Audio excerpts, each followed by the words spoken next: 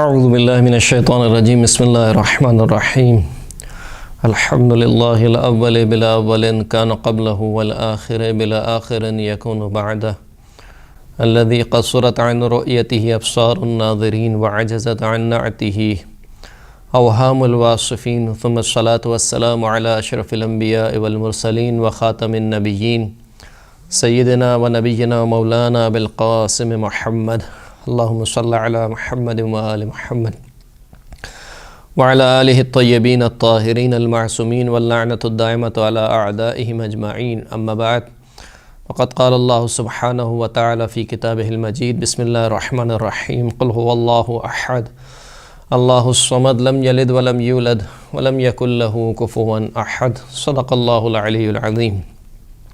سامعین کرام، گزشتہ گفتگو میں ہم نے اس سورہ مبارکہ توحید کی پہلی آیت کے متعلق کچھ معروضات آپ کی خدمت میں عرض کیے۔ دوسری آیت میں خداوند کریم ارشاد فرما رہا ہے کہ اللہ الصمد، کہ اللہ صمد ہے۔ صمد کسے کہا جاتا ہے؟ صمد عربی زبان میں اس کے جو لغوی معنی ہیں وہ قصد کے ہیں۔ صمدہ ای قصدہ، یعنی جس کا قصد کیا جائے، جو قصد کرے۔ اگرچہ کہ اس صمد کے بہت سے معنی مفسرین نے ذکر کیے ہیں، لیکن اس کا جو اصل معنی ہے وہ یہی ہے، جیسے خود امام محمد باقر علیہ السلام ارشاد فرماتے ہیں کہ الصمد یعنی السید المسمود الیہ فی الکثیر والقلیل، یعنی صمد سے مراد وہ ہے کہ جس کا قصد کیا جائے فی القلیل والکثیر، چاہے قلیل حاجت میں ہو یا کثیر حاجت میں ہو۔ اس معنی کا جو ملازمہ بنتا ہے وہ بے نیازی ہے۔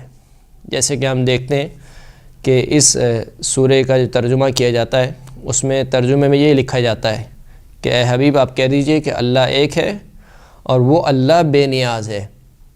یہ جو بے نیازی کا معنی کیا جاتا ہے، در حقیقت یہ اصل معنی نہیں ہے صمد کا۔ صمد کا جو لازمہ نکلتا ہے وہ بے نیازی ہے۔ جب تمام کے تمام خلائق اللہ کا قصد کرتی ہے، یعنی اللہ سے اپنی حاجتوں کو طلب کرتی ہے، تو اس کا مطلب یہ ہے کہ خداوند کریم بے نیاز ہے، وہ کسی کا قصد نہیں کرتا۔ تمام کی تمام خلقت چاہے اپنے وجود میں چاہے اپنی حاجتوں میں اللہ کا قصد کرتی ہے، لیکن اللہ کسی کا قصد نہیں کرتا۔ اس کا مطلب یہ کہ اللہ بے نیاز ہے۔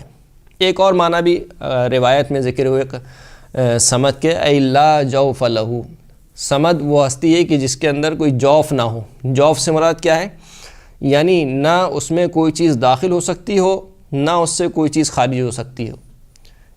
اگر اس کا لازمی معنی آپ دیکھیں گے، ملازمہ آپ اس کا دیکھیں گے تو وہی بے نیازی کا نکلتا ہے، یعنی خداوند کریم کو کسی کی حاجت نہیں ہے کہ کوئی چیز اس کے اندر داخل ہو سکے، لہٰذا وہ خداوند کریم بے نیاز ہے۔ اور بھی دیگر معنی ذکر کیے گئے، لیکن تمام کے تمام معنی جو پلٹتے ہیں وہ اسی بے نیازی کی طرف، یا اسی مثال کے طور پر جو لغوی معنی کیا گیا کہ اللہ کا قصد کیا جاتا ہے، ہر ہستی اللہ کی طرف متوجہ ہوتی ہے، اسی معنی کی طرف پلٹتے ہیں۔ اور بھی جتنے معنی اس کے ذکر کیے گئے، مثال کے طور پر ایک معنی یہ ذکر کیا گیا کہ روایت میں ہے کہ اللہ الصمد ای سید المطاع، یعنی وہ سردار کہ جس کی اطاعت کی جائے، فیما آمرہ و نہاہ، ہر اس چیز میں کہ جس کا اس نے حکم دیا ہے اور ہر اس چیز میں کہ جس کو اس نے منع کیا ہے۔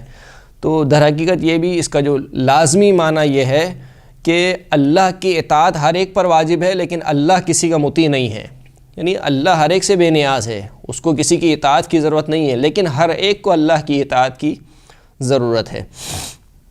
تو یہ اللہ الصمد یعنی اللہ بے نیاز ہے۔ یا ایھا الناس انتم الفقراء الی اللہ واللہ هو الغنی الحمید۔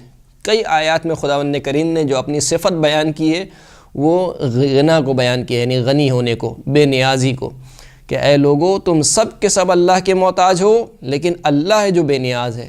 یعنی اگر کسی ہستی کو مطلقاً بے نیاز کہا جا سکتا ہے تو وہ فقط خداوند کریم ہے، اس کے علاوہ جو بھی ہے وہ اللہ کی طرف نیاز رکھتا ہے، یعنی چاہے وہ اشرف مخلوقات اور افضل مخلوقات ہی کیوں نہ ہو، وہ بھی اپنے وجود میں اپنے کمالات میں اللہ کی محتاج ہے۔